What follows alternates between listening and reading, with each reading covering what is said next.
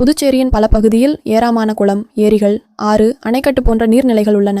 உணவு தேடுவதற்காக அரிய வகை கொக்கு, நீர்க்கோழி, மைனா, தவிட்டுப்புறா, குருவி, காகம் மற்றும் மயில்கள் வருகின்றன. இவை ஆறு, அணைக்கட்டு, ஏரி, குளம், ஆறு உள்ளிட்ட பல பகுதிகளில் உள்ள மரங்கள் மற்றும் நீர்நிலைகளில் தங்கி முட்டை வைத்து இனப்பெருக்கம் செய்கின்றன. இதுபோன்ற பறவைகளை கூட்டம் கூட்டமாக இருப்பதை பார்த்து சாலைகளில் செல்வோர் மகிழ்ந்தும் பள்ளிக்கு அழைத்துச் செல்லும் அவர்களது குழந்தைகளுக்கு இந்த அழகை காட்டி மகிழ்வித்துச் செல்கின்றனர்.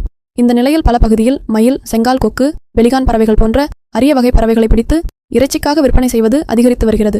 முன்பு துப்பாக்கிகள் மற்றும் உண்டிக்கல் மூலம் வேட்டையாடி வந்தனர். இந்த நவீன காலத்தில் நெல் வயலுக்கு மேல் வலைகளை விரித்தும் பியூரிடான் மருந்தை உணவில் கலந்து வைத்து பறவைகளை சத்தமில்லாமல் வேட்டையாடி காசு பார்க்கும் கூட்டம் அதிகரித்து வருகிறது. இவ்வாறு வேட்டையாடுபவர்கள் மீது காவல்துறை மற்றும் வனத்துறையினர் நடவடிக்கை எடுத்தால் பல அரிய வகை மற்றும் பறவைகள் இனங்களை பாதுகாக்க முடியும் என சமூக ஆர்வலர்கள் கோரிக்கை வைத்துள்ளனர்.